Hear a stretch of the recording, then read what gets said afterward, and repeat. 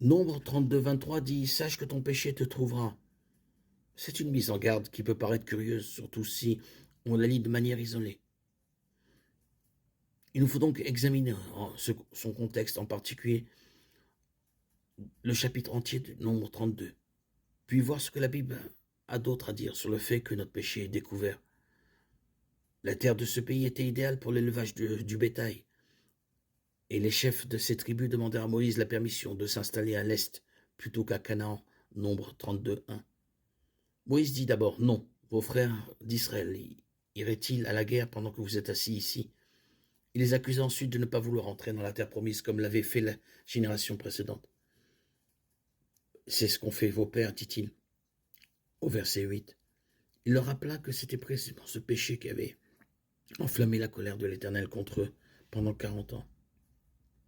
Et il les avertit qu'ils risquaient de faire à nouveau périr toute la nation.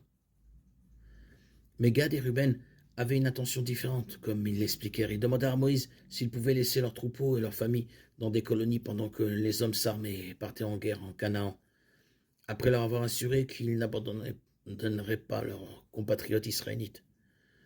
Moïse alors accepta leur demande. Il leur dit qu'ils devaient combattre jusqu'à ce que le pays soit soumis, et seulement alors ils pourraient retourner dans leur propriété à l'est du Jourdain. Moïse ajouta ensuite l'avertissement suivant. « Mais si vous ne faites pas cela, vous pécherez contre l'Éternel, et sachez que votre péché vous atteindra. » Nombre 32, 23. À plusieurs endroits de la Bible, le péché est décrit en des termes qui le font paraître comme s'il s'agissait d'un être vivant, doté d'un esprit et d'une volonté propre. Dieu avertit poétiquement qu'un le péché est couché à ta porte, il désire te posséder, mais domine sur lui. Genèse 4, 7. Jacques explique comment, sans se figurer, les gens se laissent entraîner et amorcer par leurs propres désirs mauvais. Puis la convoitise, ayant conçu, elle enfante le péché parvenu à son plein développement enfante la mort. Jacques 1, 14, 15. Paul, dans Romains 7, 14, 25, décrit le péché comme s'il s'agissait d'un être vivant en lui, l'asservissant contre sa volonté et le faisant faire ce qu'il déteste et condamne lui-même.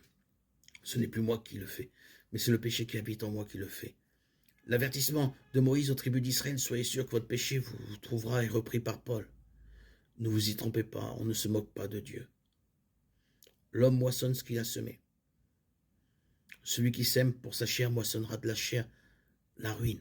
Celui qui sème pour l'esprit moissonnera de l'esprit la vie éternelle. Galates 6, 7, 8.